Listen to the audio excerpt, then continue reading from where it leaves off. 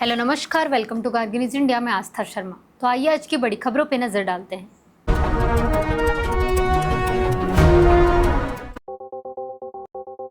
Vote एक ढाल है जिससे आप तमिलनाडु की रक्षा कर सकते हैं। एमके स्टालिन ने लोगों से मतदान करने की अपील की। स्टालिन ने अपनी पत्नी दुर्गा और बेटे व उप मुख्यमंत्री उदयनिधि स्टालिन के साथ मतदान किया। प्राइम मिनिस्टर नरेंद्र मोदी ने कहा, झाल मुड़ी मैंने खाई लेकिन झाल टीएमसी को लगी है। उन्होंने कहा कि टीएमसी और उनके नेताओं के खिलाफ जनता में इतना गुस्सा है कि कुछ राज्यों में उन्हें एक भी सीट नहीं मिलेगी। रैम इमैनुअल ने डोनाल्ड ट्रंप पर नई दिल्ली के साथ संबंधों को लेकर निशाना साधा। भारत के चेहरे पर थूकने जैसा। उन्होंने कहा कि भारत को अमेरिका के करीब लाना पिछले 20 वर्षों से डेमोक्रेटिक और रिपब्लिकन दोनों सरकार का साझा प्रयास रहा है। सभ्यता की जन्मभूमि ईरान ने इंडिया और चाइना का बचाव किया। डोनाल्ड ट्रंप की हेल होल बयान पर ईरान ने कहा कि भारत और चीन सभ्यता की केंद्र है, जबकि यह विवाद ट्रंप द्वारा एक टॉक शो के बयान साझा करने के बाद शुरू हुआ। पाकिस्तान सरकार को लश्कर-ए-तैयबा और जैश-ए-मोहम्मद जैसे आतंकी संगठनों पर सख्त कार्रवाई करनी चाहिए। अमेरिकी सांसदों ने पहलगाम हमले की बरसी पर कहा। उन्होंने कहा कि यह बयान ऐसे समय में आया है जब पाकिस्तान खुद को शांति स्थापित करने वाला दिखाने की कोशिश कर रहा है, खासकर अमेरिका ईरान युद्ध को खत्म करने के प्रयासों के बीच। पाकिस्तान के मंत्री और अमेरिकी दूत ने अमेरिका ईरान वार्ता के दूसरे दौर के प्रयासों पर चर्चा की। इस्लामाबाद में हुई बैठक में दोनों पक्षों ने कूटनीतिक कोशिशों की समीक्षा की और जल्द ही दूसरे दौर की बातचीत कराने पर जोर दिया।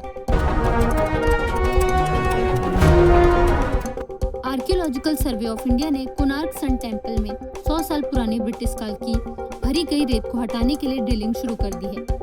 6x5 फीट का रास्ता बनाकर रेत को हाथ से निकाला जाएगा, जिससे मंदिर के मूल ढांचे का अध्ययन और संरक्षण किया जा सके। सम्राट चौधरी के नेतृत्व में बिहार की पहली कैबिनेट बैठक में विकास पर बड़ा फोकस दिखा, जिसमें 3,615 करोड़ के आईटीआई अपग्रेड और 680 करोड़ के मंदिर कॉरिडोर को मंजूरी दी गई। इसके साथ ही 11 नए ग्रीनफील्ड टाउनशिप, पुलिस आधुनिकीकरण और आपदा राहत सुधार जैसे फैसलों के जरिए राज्य के लिए व्यापक विकास रोड मैप तैयार किया गया। वेस्ट बंगाल असेंबली इलेक्शन 2026 के दौरान बीरभूम में बीजेपी के पोलिंग एजेंट पर हमला हुआ, जिसमें उसे सिर में चोट आई और अस्पताल में भर्ती कराया गया। आज 294 में से 152 सीटों पर मतदान हो रहा है, जिनमें 54 सीटें उत्तर बंगाल में और बाकी मुर्शिदाबाद, नाडिया, बीरभूम और हुगली में है। प्राइम मिनिस्टर नरेंद्र मोदी मई में इंडिया नॉर्डिक समिट के लिए यूरोप दौरे पर जा सकते हैं। इस बैठक में पश्चिम एशिया और यूक्रेन युद्ध, वैश्विक ऊर्जा संकट और जलवायु परिवर्तन जैसे अहम मुद्दों पर चर्चा होगी। द्रौपदी मुर्मू और प्राइम मिनिस्टर नरेंद्र मोदी ने पहलगाम हमले के पीड़ितों को श्रद्धांजलि देते हुए कहा कि भारत आतंक के आगे नहीं झुकेगा। राष्ट्रपति ने दोहराई कि देश हर रूप में आतंकवाद को हराने के अपने संकल्प पर अडिग है।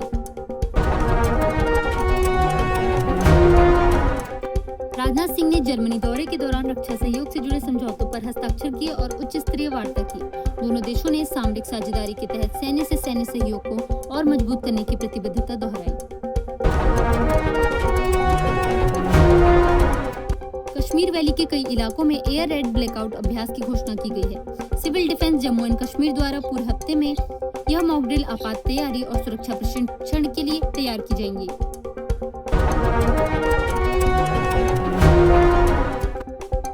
मध्य प्रदेश में गेहूं खरीद की धीमी रफ्तार से देश के केंद्रीय भंडार के लिए खरीद में 16% की गिरावट दर्ज की गई है। शिवराज सिंह चौहान ने किसानों की समस्याओं को उठाते हुए स्लॉट बुकिंग, पंजीकरण और सत्यापन से जुड़ी दिक्कतों को प्राथमिकता से हल करने के निर्देश दिए हैं।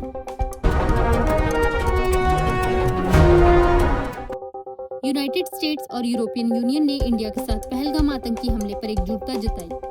ईयू ने शोकाकुल परिवारों और भारत सरकार के प्रति संवेदना व्यक्त करते हुए आतंकवाद के खिलाफ लड़ाई में समर्थन दोहराया।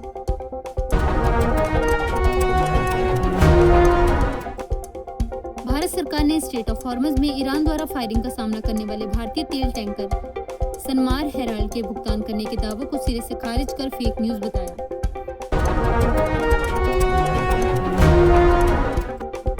राजनाथ सिंह ने कहा कि भारत शांति स्थापित करने में भूमिका निभा सकता है और इसे नकारा नहीं जा सकता। उन्होंने बताया कि नरेंद्र मोदी ने दोनों पक्षों से युद्ध खत्म करने की अपील की है और उनका कूटनीतिक रुख संतुलित है।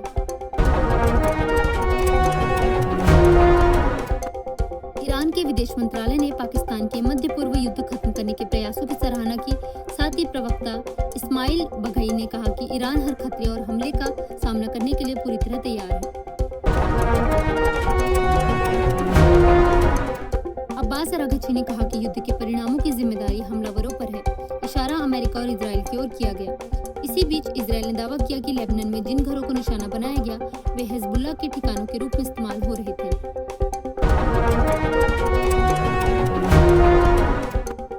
डोनाल्ड ट्रंप ने एक एक्टिविस्ट के उस बयान का समर्थन किया जिसमें इंडिया और चाइना पर अमेरिका में जन्मसिद्ध नागरिकता के दुरुपयोग का आरोप लगाया गया। इस बयान में कहा गया कि यह नीति अमेरिका की राष्ट्रीय पहचान को कमजोर कर रही है। हालांकि ऐसे दावों को लेकर विवाद और आलोचना भी सामने आई है।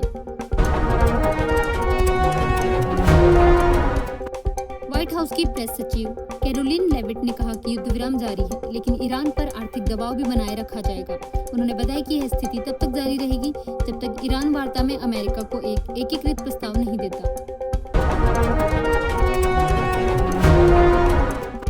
महिला थाना से लेकर 36,000 रुपए महिला भत्ता तक। प्राइम मिनिस्टर नरेंद्र मोदी ने बंगाल फेज 2 चुनाव से पहले 10 गारंटी का ऐलान किया। उन्होंने कहा कि मोदी की गारंटी यानी वादा पूरे होने की गारंटी।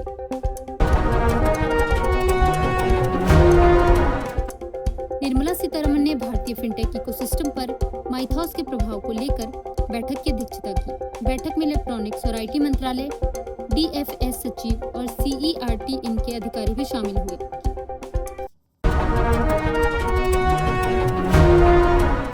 ये थी आज की बड़ी खबरें। बने रहिए गार्गी न्यूज इंडिया के साथ। मैं आस्था शर्मा। धन्यवाद।